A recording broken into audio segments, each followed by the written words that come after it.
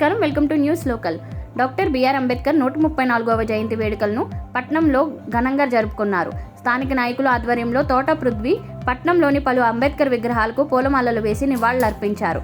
ఈ సందర్భంగా ఆయన మాట్లాడుతూ అసమానతలు లేని సమాజం కోసం అంబేద్కర్ అనునిత్యం పరితపించారన్నారు.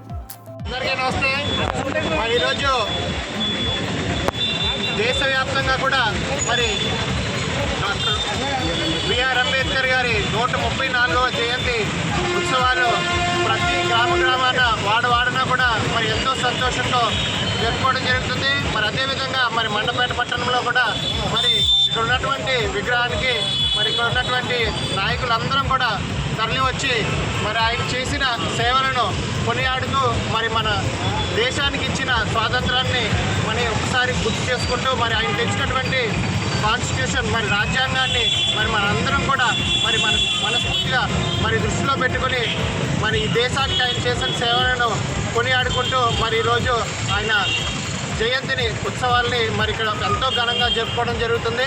మరి మనందరం కూడా మరి ఆయన్ని అన్ని విధాలా కూడా ముందుకు తీసుకెళ్తూ మరి ఆయన మరొకసారి గుర్తు చేసుకోవాలని చెప్పేసి ఆయన ఆశయాల్ని మరి అదేవిధంగా ముందుకు తీసుకెళ్లాలని చెప్పేసి సందర్భంగా తెలియజేసుకుంటూ సెలవు తీసుకుంటాను. Thank you.